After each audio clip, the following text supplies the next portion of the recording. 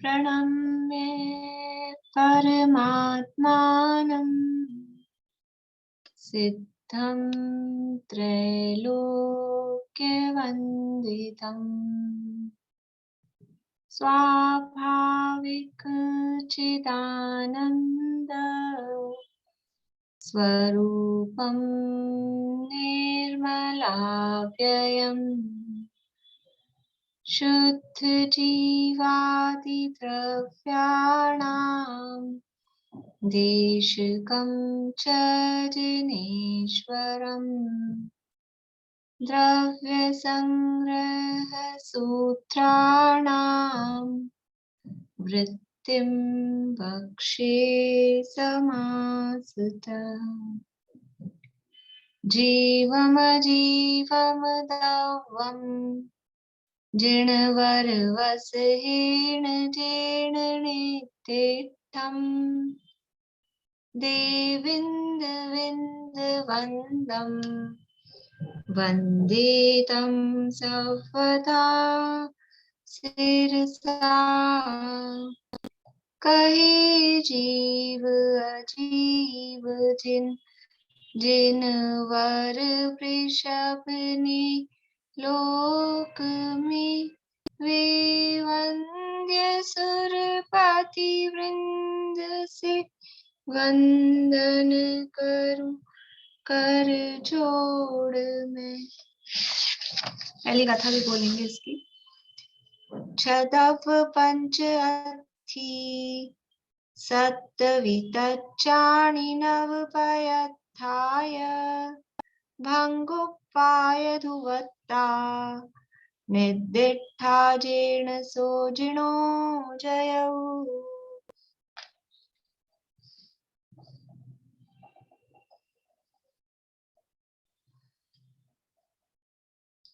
दूसरी गाथा का पाठ करेंगे। आप लोगों को आवाज आ रही?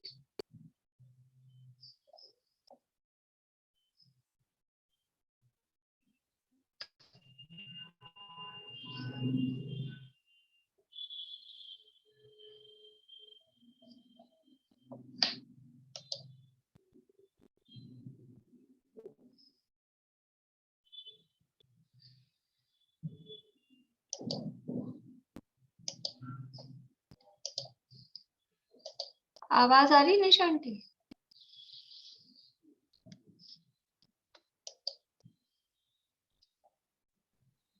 आ रही आवाज?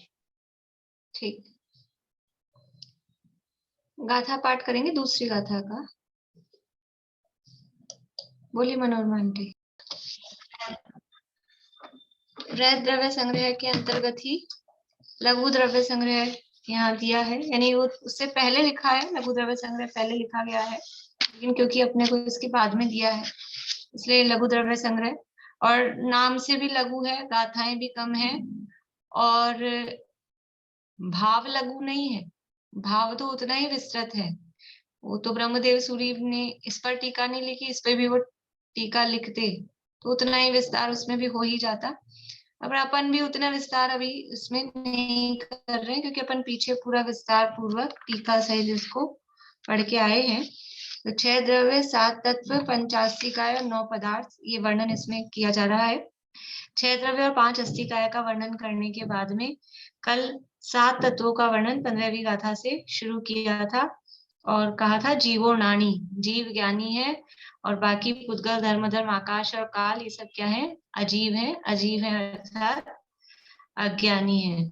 और जो ऐसा नहीं मानता है कि जीव ज्ञानी है बाकी सब अजीव है अज्ञानी है, जो ऐसा नहीं मानता है तो वो मिथ्या दृष्टि है। इसमें कौन सी बड़ी बात है? लेकिन हम किसको ज्ञानी मान रहे हैं? हम शरीर को ज्ञानी मानते हैं। शरीर को मैं यानी जीव मान रहे हैं और उसी को ज्ञानी मानते हैं। तो इसलिए ये जो ऐसा नहीं मानता है, जो ऐसा नहीं मान रहा है, वो अज्ञानी है। उद्गल धर्म धर्म आकाश काल, धर्म द्रव्य का जो कार्य है गमन में निमित्त होना, धर्म द्रव्य का जो कार्य है स्थिति में निमित्त होना, वो स्वयं बनते हैं। हम दूसरों को लाए, हमने दूसरों को रोका, हमने इनको जगह दी, हमने इनमें इतना बदलाव करा दिया, इतना बदल दिया इनको, पूरे घर को बदल दिया। ये सब क्या है? तो ये धर्म धर्म आकाश काल स्वयं को मान रहा है, उनका जो स्वरूप है वो अजीब है, अज्ञानी है, और मैं चेतन जीव ज्ञानी हूँ। ऐसा जो नहीं जानता है, नहीं मानता है, वो अज्ञानी मिथ्या दृष्टि होता है। ये यहाँ कहा था। 16 नंबर की गाथा है, 274 नंबर पेज है बृहद द्रव्य संग्रह में।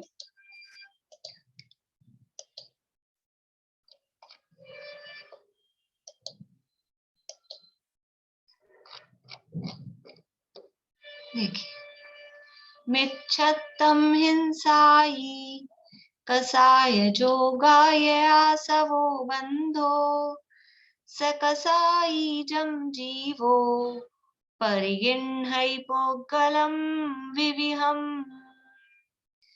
अब किसका नंबर है? जीव और अजीव दो तत्वों की चर्चा 15वीं गाथा में कर ली थी। आश्रव तत्व का वर्णन यहाँ पर कर रहे हैं। आश्रव और बंध दो तत्वों का वर्णन कर रहे हैं, यानी लघु है ना। पहले तो एक एक तत्व के वर्णन में वहां बृहद द्रव्य संग्रह में कहीं 2 गाथाएं दी है, कहीं 3 गाथाएं दी है, और यहाँ पर एक ही गाथा में दो दो तत्वों का, जीव और अजीव का एक में लिया, आश्रव और बंध को एक गाथा में ले रहे हैं। मिच्छत्तम यानी मिथ्यात्व। हिंसाई, हिंसा, हिंसा का मतलब है पाप, और पाप को दूसरे शब्दों में क्या कह सकते हैं? अविरति, अव्रत। हिंसा नतिस्या ब्रह्म परिग्रहेभ्यो विरति, वो अव्रत है और उनसे विरति, वो व्रत कहलाता है। तो हिंसा आदि पाप जो है यानी अविरत, तो मिथ्यात्व और अविरति। कषाय और योग, मिथ्यात्व, अवृत्ति, कषाय, योग, ये आसवो, वो आश्रव है।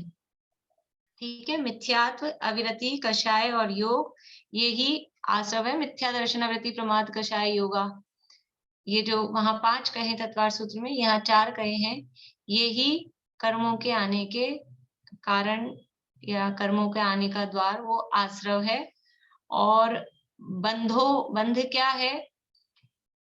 से कसाई, से कसाई, कसाई कौन होता है? कसाई को देखा है? कसाई किसे कहते हैं? बोलिए वर्षा भाभी। जो कषाय से युक्त हो उन जीवों को कषाय। जो कषाय से युक्त, हम किसको कसाई कहते हैं? कसाई तो जो जो कसाई कसाई होता है, हाँ वो जो होता है वही है। जो होता है वही है। नहीं, अब कैसे मुंह से नहीं बोला जाता, मुंह से जीवों नहीं बोला जाता, सही बात है। ऐसे शब्द भी हमसे नहीं बोले जाते हैं। एक कसाई किसे कहते हैं? जो यानी जीवों की हिंसा करता है, इस तरह के परिणाम, मतलब रौद्र परिणाम, क्रूर परिणाम जिसके दिखाई देते हैं ना अपन दुनिया में, उसको बोलते हैं जो अपने आंखों से, अपने हाथ से, अपने आंखों के सामने ऐसे जीवों को मार देता है। दुनिया में हम उसको कसाई कहते हैं, लेकिन वास्तव में कसाई कौन है? वहां तो खाली हिंसा को, हिंसा पाप को और क्रोध कषाय को देखकर उसको कसाई कहा, लेकिन कषाई का मतलब क्या है? जो कषाय से युक्त है वो कसाई है। हम क्या है? हम कषाई हैं कि अकषाई है? जो जो जीव कषाय से युक्त है, कषाय में लीन है, कषाय से युक्त, एक तो कषाय हो कमजोरी वश, और एक उस कषाय में ही जो डूबा हुआ है, कषाय को ही अपना स्वरूप मान रखा है, उसको अच्छा मानता है, उपादेय मानता है, वो तो पूरा का पूरा कसाई है। तो यहाँ क्या कह रहे हैं? से कसाई जम जीवो, जो जीव से कसाई कषाय से सहित होते हैं, जो जीव कषाय से सहित होते हैं, परिगिन्हई, वो परिग्रहण यानी चारों तरफ से ग्रहण करते हैं, किनको? पोगलम, पुद्गलों को, विविहम, विविध प्रकार के। मिथ्यात्व, आश्रव क्या है कि मिथ्यात्व, अविरति, कषाय और योग, ये तो आश्रव है। और जो कषाय सहित जीव हैं, वो अनेक प्रकार के पुद्गलों को चारों तरफ से ग्रहण करते हैं। क्यों ग्रहण करते हैं? इनके कारण। ये मिथ्यात्व, अव्रत, कषाय और योग जो आश्रव है, और उसके कारण कषाय सहित, ये क्योंकि इस कषाय शब्द में इन चारों को ग्रहण कर लिया, तो इन सब चारों से सहित जो जीव हैं, वो पुद्गलों को, अनेक प्रकार के पुद्गलों को चारों तरफ से ग्रहण करता है, उसे बंध कहते हैं। यानी मिथ्यात्व, अविरति, कषाय और योग ये तो है आश्रव, इनके कारण कर्म आते हैं और इनके कारण कर्म आए और आकर वो आत्मा ने ग्रहण किए, यानी वो आत्मा से जो चिपक गए, उसी को बंध कहते हैं। ये आश्रव और बंध का स्वरूप यहाँ बताया।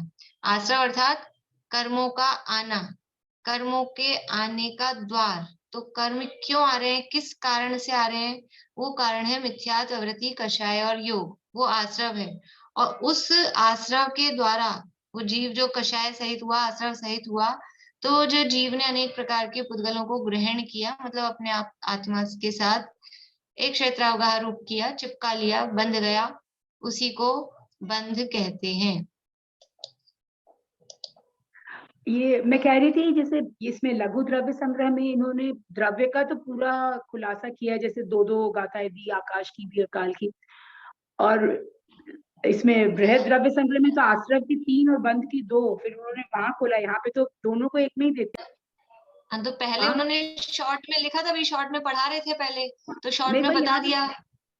यहाँ पे द्रव्य का तो खुल के दिया, द्रव्य का तो पूरा उतना का उतना ही दिया, तत्वों द्रव्य का का दिया, फिर उनको लगा कि बढ़ जाएगा, मैं तो लघु लिख रहा हूँ और मैं इतना ज्यादा लिखूंगा तो ये बड़ा हो जाएगा, इसलिए फिर उन्होंने आगे शॉर्ट कर दिया। आगे इनको उत्पाद व द्रव्य वाली वो बात भी कहनी थी। तो ये तो ऐसा है, जिस समय लिखते समय जैसा भाव बन जाए, किसी के संबंध में एक गाथा, किसी के संबंध में 2 गाथा, किन्हीं 2-3 चीजों के संबंध में इकट्ठी एक गाथा, तो ये तो जिस समय जैसा भाव आ जाते हैं, जैसी योग्यता होती है, उस हिसाब से काम हो जाता है। समझ में आया?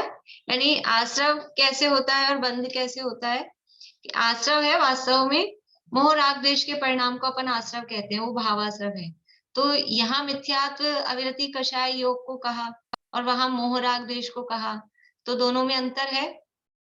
मिथ्यात्व, अविरति, कषाय, योग और मोह राग द्वेष, इनमें क्या अंतर है? कोई अंतर नहीं है, बोलिए रजनी जी। मोह राग द्वेष में कसाय, कसाय में तीनों आ जाते हैं। कषाय में तीनों किस प्रकार से आएंगे? मोह के बलीभूत भी कसाय होता है, राग से भी कसाय पैदा होती है और द्वेष से भी। तो कसाय में तो सभी चीज सम्मिलित हो गए ना। ठीक है, पर थोड़ा और इसमें आवश्यकता है सुधार की। बोलिए निशा आंटी। मोह मतलब मिथ्यात्व आ गया ना। मिथ्यात्व में मोह, मिथ्यात्व शब्द में मोह गर्भित हो गया, या वो मोह ही है मिथ्यात्व। और पूरा तो करिए निशा आंटी। एक बार क्वेश्चन वापस बोलिए ना। क्वेश्चन ये है कि हम कहते हैं मोह राग द्वेष भाव ही आश्रव है, और यहाँ का है मिथ्यात्व, वृत्ति, कषाय, योग आश्रव है। तो ये दोनों अलग अलग हैं कि एक ही है? दोनों एक ही है। मोह में मिथ्यात्व आ गया, राग और द्वेष में कसाय राग द्वेष में आ गया। कषाय राग द्वेष, स्पष्ट रूप से राग द्वेष का ही दूसरा नाम कषाय है, तो वो कषाय राग द्वेष में कषाय आ गई है। मोह यानी मिथ्यात्व होता ही है, तो वो हो गया। अब अविरति और योग बचे, तो अविरति को हम कषाय में गर्भित कर सकते हैं। अविरति का जो परिणाम है उसको कषाय में, चारित्र मोह का परिणाम है, तो उसको कषाय में गर्भित किया जा सकता है। और योग है, वो भी समझ लीजिए, यद्यपि हाँ कषाय में गर्भित करते हैं, पर वो तो ना के बराबर कोई चीज है, वो कोई खास कारण नहीं है। तो उस सबको, और इन सबको भी मिथ्यात्व सहित, मिथ्यात्व, अवृत्ति और योग, इन तीनों को भी अकेले कषाय शब्द में गर्भित किया जाता है। क्यों किया जाता है? क्योंकि जो ईर्यापथ नहीं, जो सांप्रदायिक आश्रव है, यानी जो कर्म आते हैं और उनमें आकर स्थिति अनुभाग पड़ता है, वो स्थिति अनुभाग तब तक ही पड़ता है जब तक जीव के साथ कषाय है। यदि कषाय नहीं है तो कर्म आते भी हैं तो भी उनमें स्थिति भी नहीं पड़ती है और ना उनमें कुछ फल देने की शक्ति रहती है। अकेले योग से जो होता है ईर्यापथ आश्रव, इसलिए अकेले कषाय शब्द में मिथ्यात्व को भी, अविरति को भी और कषाय, ये तो है ही। और फिर कभी कभी योग को भी उसमें गर्भित, क्योंकि वो योग तो होना ना होना उससे कोई खास फर्क नहीं पड़ता, यद्यपि है वो भी आश्रव का कारण, लेकिन वो इतना कुछ कष्टदायी नहीं होता है, इसलिए उसको भी उसमें गर्भित कर लिया जाता है। तो यहाँ आश्रव किसे कहा, कैसे होता है? मिथ्यात्व, अविरति, हिंसा आदि जो है वो अविरति, कषाय और योग, इनसे आश्रव होता है। और जो कषाय सहित का मतलब इन सब से सहित ले लेना है, फिर मिथ्यात्व, अविरति, कषाय से सहित जीव विविध प्रकार के जिन पुद्गलों को ग्रहण करता है वह बंध है। इस तरह से ये आश्रव और बंध का स्वरूप यहाँ कहा।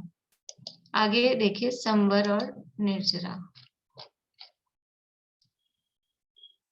मिच्छताई चाओ संवर जिण भणई निर्जरा देसे, कम्माण खो सो पुण अहिलसियो अनहिलसियो य।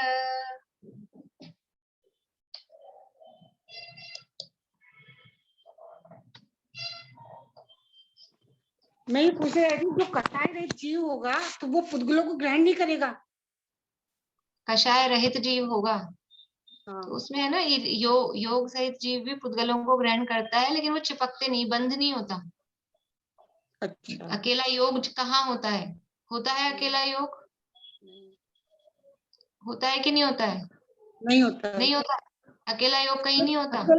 अकेला योग तो होता है 13वें गुणस्थान में। हाँ, बस 13वें में ही होता है, 14वें में भी, 14वें में भी, और बस 14वें गुणस्थान का नाम क्या है? अयोग केवली। फिर वहां योग होता है? नहीं होता, यही तो कह रही हूँ। 13वें आपने 14वें तो कहा 14वें में भी होता है, अभी तो आपने हाँ कही। नहीं, मैंने कहा 13वें में भी और 14वें में भी नहीं होता, ये बोला था। नहीं होता के लिए बोला कि होता है? आप, मुझे तो ये समझ नहीं में होता, आया होता है नहीं के लिए। नहीं होता बोला था। वही सब 13वें में बैठे हैं नहीं यहाँ होगा तो पे 14वें में तो 13वें में नहीं होगा तो 14वें में तो वैसे भी नहीं होगा। 13वें में योग नहीं है। 13वें गुणस्थान का नाम क्या है? चलिए 13वें के अंतिम में, मतलब जैसे वो अभी केवल आप बात मत बदलिए, गुणस्थान 13वें की बात चल रही है, आप ये बताइए 13वें गुणस्थान का नाम क्या है? अयोग केवली जिन। फिर वहां योग होता है कि नहीं होता है? अंत कुछ नहीं है, 13वें के अंत तक योग रहता है। बात से बदलना नहीं चाहिए, गलत हो जाती है। 13वें गुणस्थान के अंत समय तक योग, जब योग नहीं है तो वो अयोग हो जाएगा, फिर गुणस्थान बदल जाएगा। 13वें गुणस्थान के अंत समय तक योग है, योगों का अभाव थोड़ी ना है। तो 13वें गुणस्थान में योग है, 14वें में नहीं है। 11वें 12वें 13वें तीनों गुणस्थानों में अकेला योग है।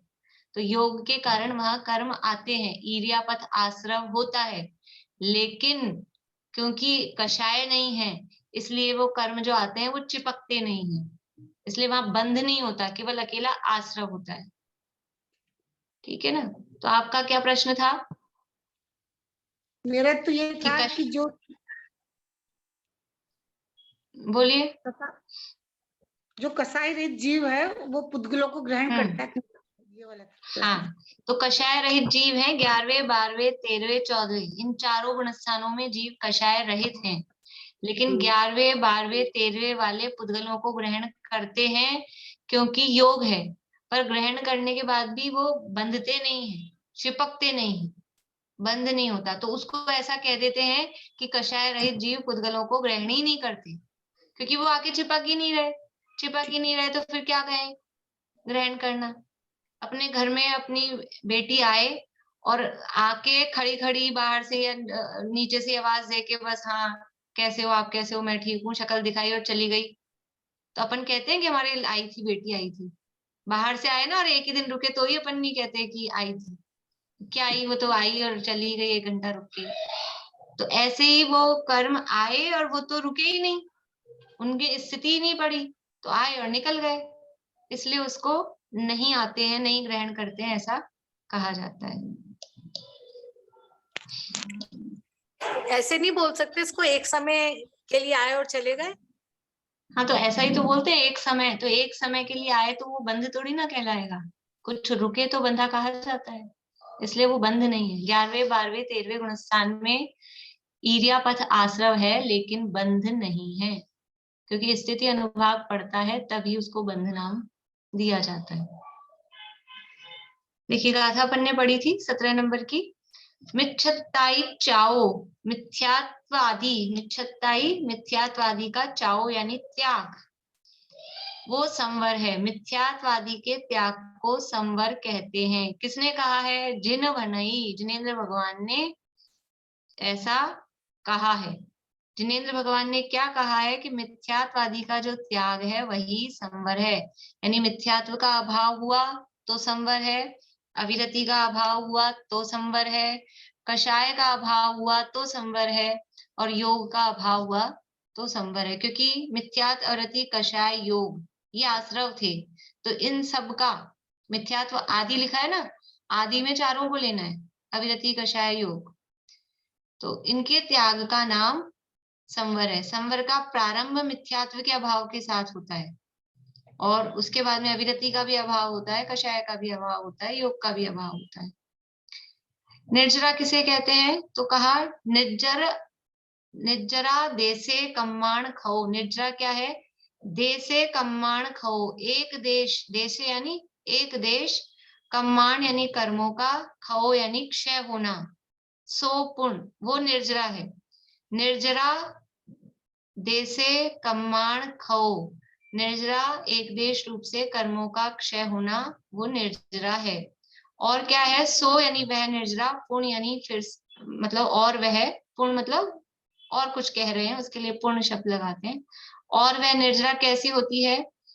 अहिलसियो अनहिलसियो, अभिलाषित और अनभिलाषित, यानी अभिलाषा से सहित और अभिलाषा से रहित, अनभिलाषी। अभिलाषा यानी इच्छा, तो वो जो निर्जरा है, एक तो इच्छा पूर्वक, इच्छा सहित होती है, और दूसरी अनभिलाषा यानी अनिच्छा से होती है। और इच्छा के लिए एक और शब्द अपन यूज में लेते हैं, इच्छा के लिए शब्द दिया जाता है काम। तो वो जो निर्जरा है वो अहिलसियो यानी इच्छा सहित यानी सकाम होती है, और अनहिलसियो यानी इच्छा से रहित, अभिलाषा से रहित, अर्थात अकाम, इस तरह से दो प्रकार की होती है। यद्यपि सकाम अकाम ऐसे शब्द नहीं दिए हैं, अभिलाषा सहित और अभिलाषा रहित यही शब्द दिए हैं।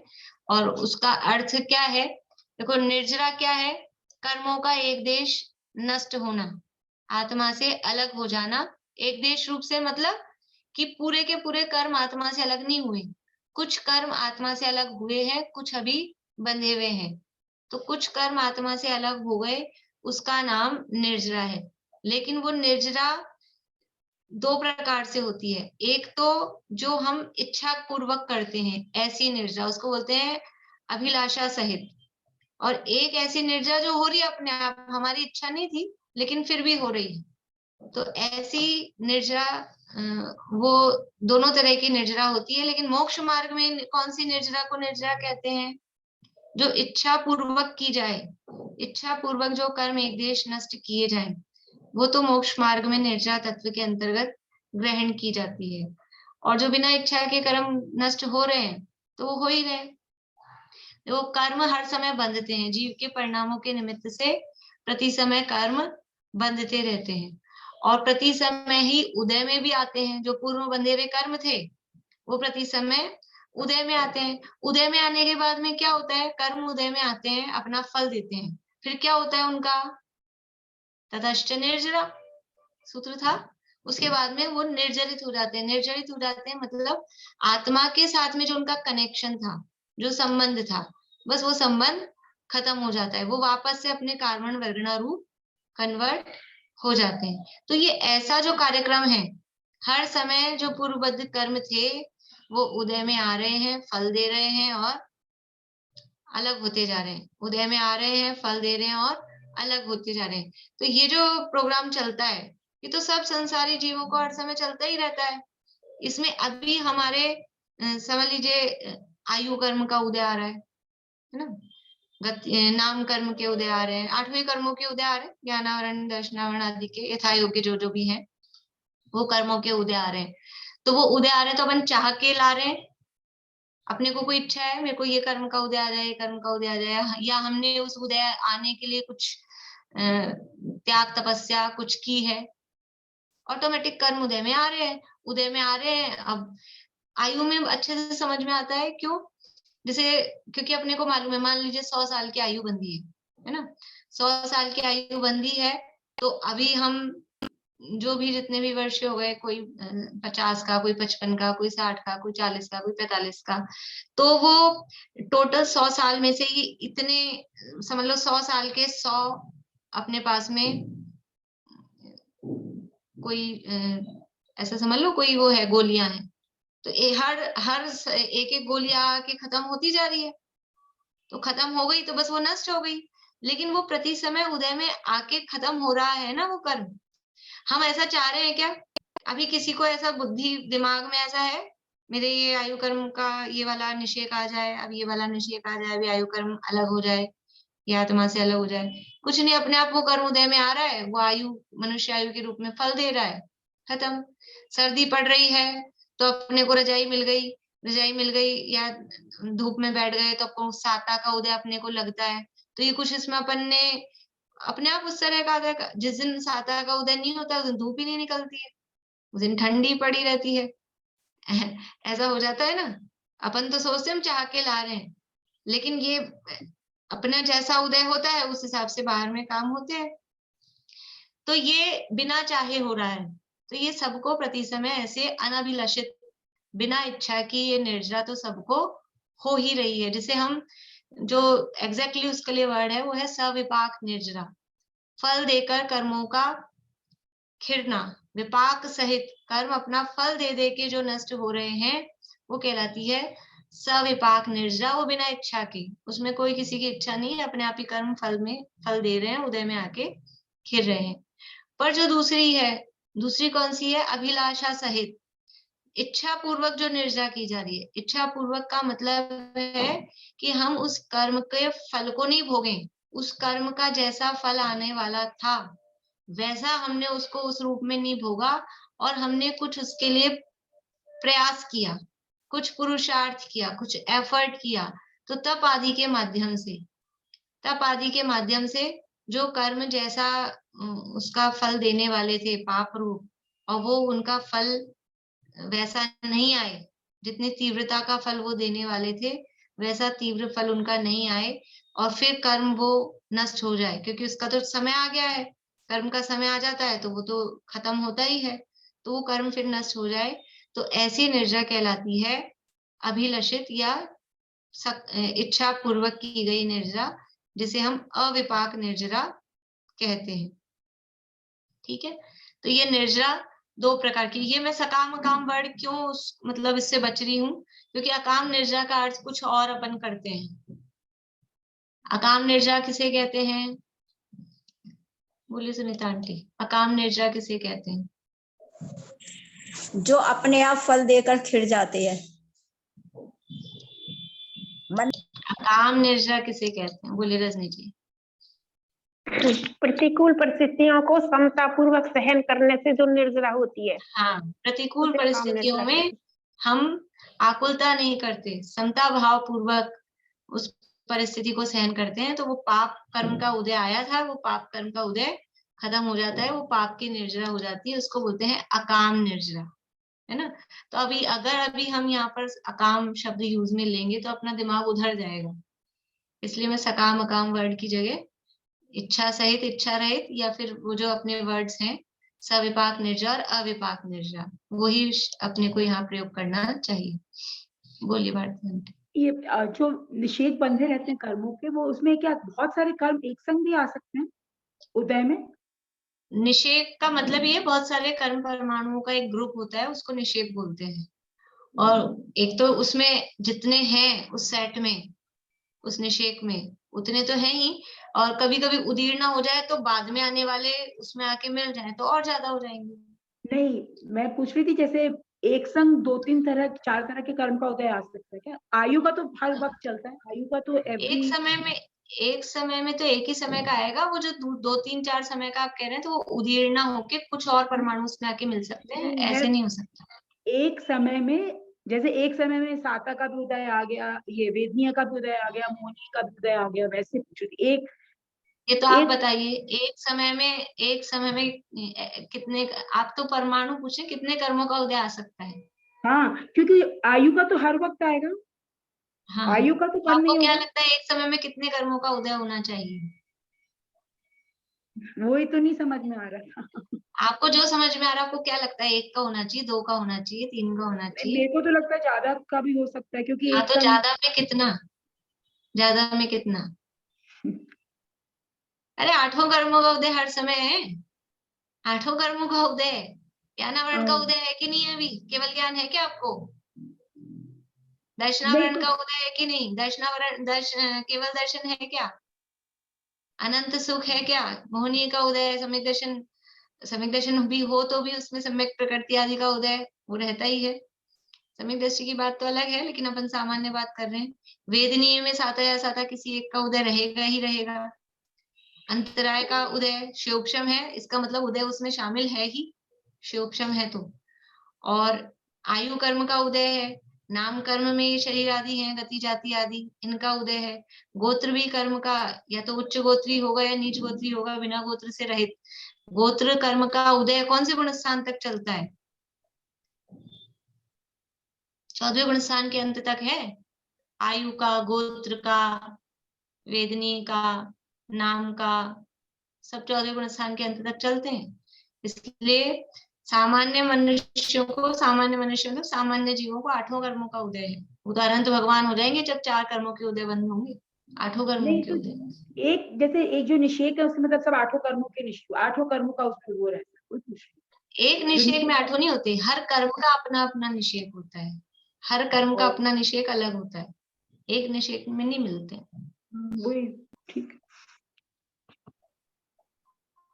चलिए भैया, अपने स्पीड बड़ी स्लो हो गई है। बोलिए सुमन जी। आपने बोला ना सकाम निर्जरा में पुरुषार्थ पूर्वक हम कुछ करते हैं तो कर्मों की निर्जरा होती है, तो इसमें तप और स्वाध्याय को लेते हैं क्या? तप स्वाध्याय या हाँ, कुछ तप भी? तप को ही मुख्य रूप से लेते हैं।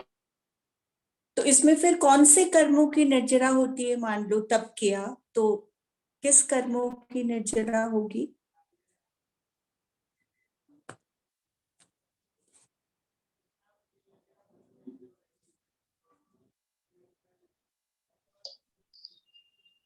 आवाज आ रही है?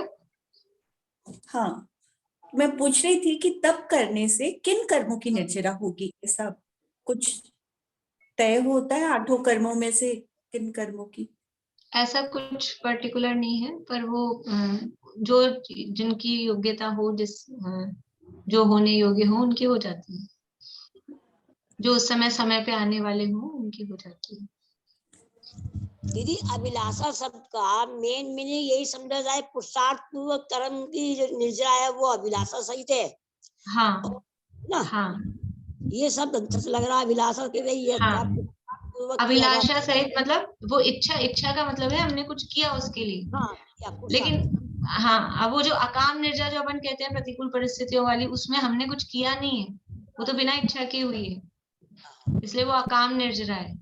हाँ, और और यहाँ जो बात है अभिलाषा सहित, वो अविपाक निर्जरा के अर्थ में। हाँ जी, हाँ, समय से पहले खिर जाना। मैम जैसे बोलिए उद्यावली में 8 कर्मों के निषेध आएंगे क्या एक साथ? उद्यावली में यदि आए तो 8 कर्मों के एक साथ आते हैं क्या? हाँ, वो तो हर कर्म की उद्यावली अपनी अपनी होती है, और सामान्य रूप से कहेंगे तो 8 कर्मों के, हर कर्म की अपनी अपनी उद्यावली होती है। आएंगे आएंगे एक साथ, मतलब उद्यावली में यदि आया तो? हाँ, सब कर्मों का उदय, 8 कर्मों का उदय। बंध 7 कर्मों का, और या फिर अधिक कहें तो 8 कर्म का, क्योंकि आयु कर्म का बंध तो कभी कभी होता है। तो बंध 7 कर्मों का निरंतर होता है, उदय 8 कर्मों का निरंतर होता है। Thank you ma'am.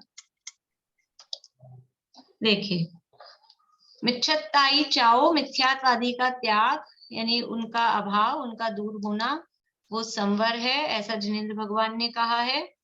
और जो एक देश रूप कर्मों का क्षय है वो निर्जरा है, और वो निर्जरा अभिलाषा सहित और अभिलाषा रहित, इस प्रकार 2 प्रकार की होती है। ये यहाँ पर संवर और निर्जरा तत्व के बारे में यहाँ कहा है। अब है आगे 18 नंबर की गाथा मोक्ष के लिए। कम बंधन बद्ध बद्धस्य सभूदसंतरपणो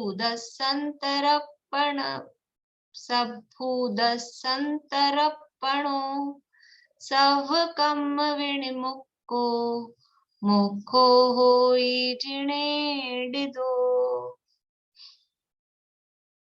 कम बंधन बद्धस्य, कर्मों के बंधन से बद्ध, कर्मों के बंधन में जो बंधा हुआ है ऐसा सद्भूत, सद्भूत यानी सत का अर्थ यहाँ पर सत के अर्थ में है।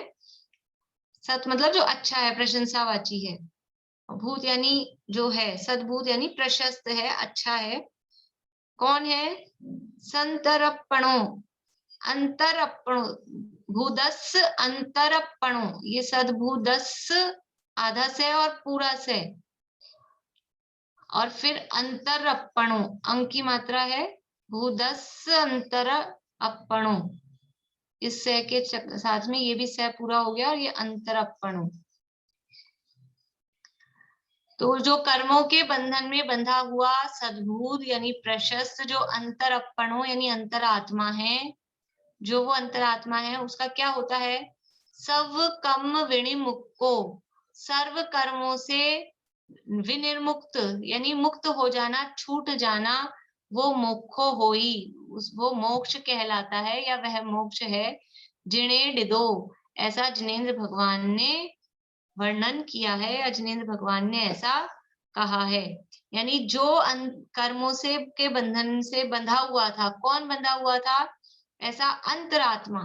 आत्मा कितने प्रकार का होता है? आत्मा कितने प्रकार का होता है?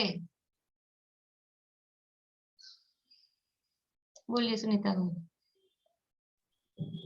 3 प्रकार का, बहिरात्मा, अंतरात्मा और परमात्मा। बहिरात्मा, अंतरात्मा और परमात्मा। कहाँ पढ़ा है? छड़ाला में बहिरात्म, अंतरात्म, परमात्म, जीव त्रिधा है, ये है ना। और इसके अलावा अपन ने बेसिक क्लास के अंतर्गत भी पढ़ लिया है 3 प्रकार के आत्माओं का वर्णन। तो मोक्ष कौन सा आत्मा को होता है? परमात्मा को होता है क्या? कि परमात्मा तो पहले से ही मोक्ष में है, जो मोक्ष में होते हैं उन्हीं को परमात्मा कहते हैं, तो परमात्मा को मोक्ष नहीं होता। बहिरात्मा को होता है क्या? बहिरात्मा को भी मोक्ष नहीं होता। तो मोक्ष किसको होता है? जो अंतरात्मा है, यानी बहिरात्मता है, बहिरात्मपना छोड़कर अंतरात्मापना धारण करता है, वो जीव परमात्मा बनता है। बहिरात्मता है जानत जी, अंतर आत्म हुजे, और परमात्म को ध्याय निरंतर, जो नितानंद पूजी। तो बहिरात्मपना को छोड़कर जो जीव अंतरात्मा हुआ है, बहिरात्मपना को छोड़ा मतलब शरीर और आत्मा को एक मान रहा था, मिथ्या दृष्टि था, मिथ्यात्व दशा को छोड़ा और अंतरात्मा हो गया, यानी अपने अंदर में अपने आत्मा के जिसने दर्शन कर लिए, शरीर और आत्मा को एक मानना जिसने छोड़ दिया, 7 तत्वों का यथार्थ श्रद्धांत जिसको हो गया, ऐसा जीव वो कहलाता है अंतरात्मा। अंतरात्मा वो कर्मों से बंधा है कि मुक्त है? जो अंतरात्मा है वो कर्मों से बंधा है कि मुक्त है?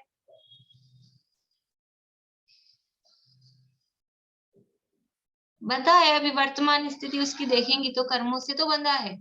अगर मुक्त ही होता तो उसको अंतरात्मा क्यों कहते? वो तो फिर मुक्त हो जाता, सिद्ध हो जाता, मोक्ष में चला जाता। तो कर्मों के बंधन से बद्ध ऐसा जो सद्भूत अंतरात्मा यानी प्रशस्त अंतरात्मा है, उसका सर्व कर्मों से विनिमुक्को, सर्व कर्मों से मुक्त होना, वह मोक्ष है। इस प्रकार श्री जिनेंद्र देव ने वर्णन किया है। यानी सकल कर्म ते रहित अवस्था सो शिव स्थिर सुखकारी, जो छड़ाला में कहा है, संपूर्ण कर्मों से रहित जो जीव की अवस्था है उसका नाम मोक्ष है। कर्मों से रहित अवस्था, ये कर्मों की तरफ से कह रहे हैं, और जीव की भावों की तरफ से कहें तो जीव की पूर्ण शुद्ध निर्मल दशा का नाम मोक्ष है, जहाँ किसी प्रकार का कोई भी विकार नहीं है, ऐसी स्थिति का नाम मोक्ष है। तो ये 7 तत्वों का वर्णन यहाँ तक हो गया, जीव जीव, आश्रव बंध, संवर निर्जरा और मोक्ष। 2-2 गाथाओं में 3 तत्वों को बताया और मोक्ष के लिए अलग गाथा दी।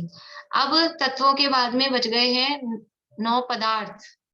9 पदार्थ कैसे बनते हैं?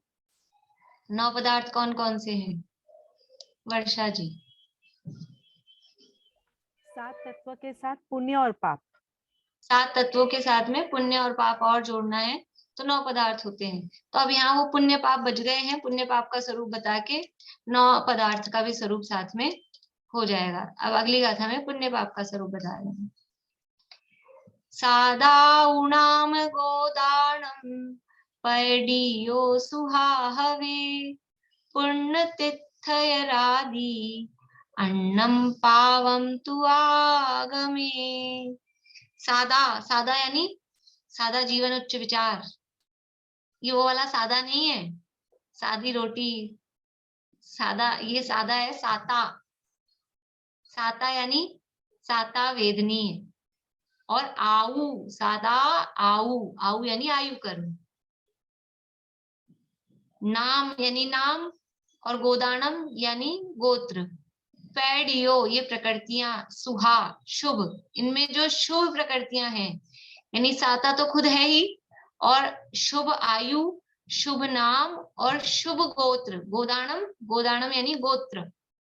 ये जो शुभ प्रकृतियां हैं वो पुण्यम, वो पुण्य प्रकृतियां हैं। साता वेदनीय, शुभायु, शुभ नाम, शुभ गोत्र, पुण्यम और तीर्थयर आदि और तीर्थंकर आदि, तीर्थयर आदि, तीर्थंकर आदि प्रकृतियां।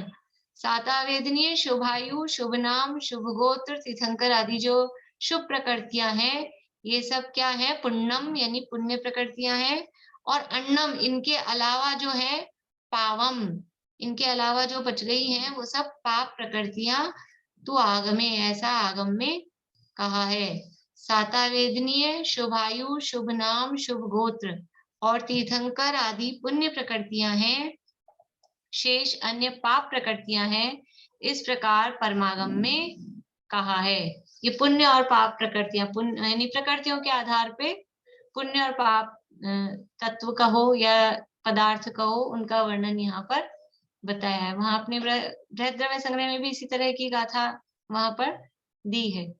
और दूसरी तरफ से अपन देखें, भावों की तरफ से देखें तो जीव के जिन भावों से साता वेदनीय, शुभायु, शुभ नाम, शुभ गोत्र आदि का आश्रय होता है, वो प्रकृतियां या वो भाव कहलाते हैं शुभ भाव।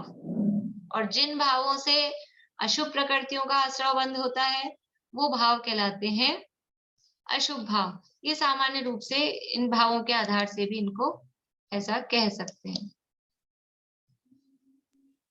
ये जैसे आऊ कहीं से बना? दो जो एस लगा रखे उससे आ बना क्या? हाँ हाँ, वो आऊ।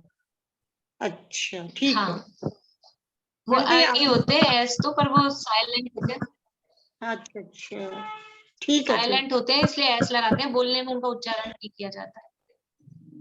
तो अपन सादा चलिए, इस तरह से 19 ही गाथाएं हुई है। अपना समय हो गया है, आज तो अपन बहुत ही स्लो कर पाए हैं।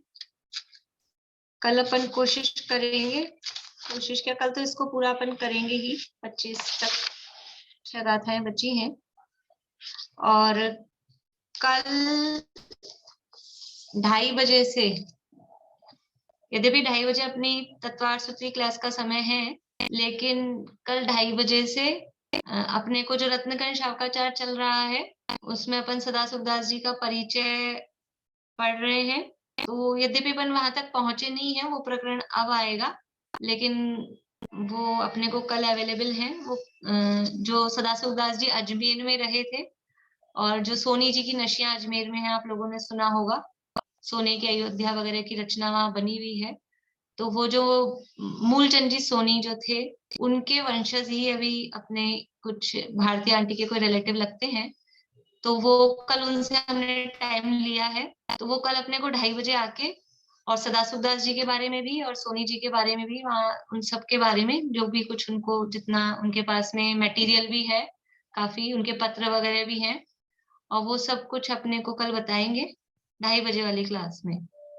तो जितना मेरे हिसाब से हो जाएगा टाइम उसमें, और अगर समय बचेगा तो फिर अपन आगे पढ़ेंगे, नहीं तो वो कल अपने को वो बताएंगे। तो आप लोग सभी विशेष रूप से सभी उस क्लास में उपस्थित रहें। बहुत अच्छी अपने को जानकारियां पुरानी इतिहास के बारे में मिलेंगी। और भी कोई इस तरह के में सुनने में रुचिवान हो, इंटरेस्ट रखते हो, तो उनको भी कल आप कह सकते हैं। मैं मैसेज डाल ही दूंगी, पर अभी मैंने आपको ओरली बता दिया। ठीक है, अभी तत्वार सुक्ति क्लास अपन शुरू करते हैं 1 मिनट बाद। जय चंद।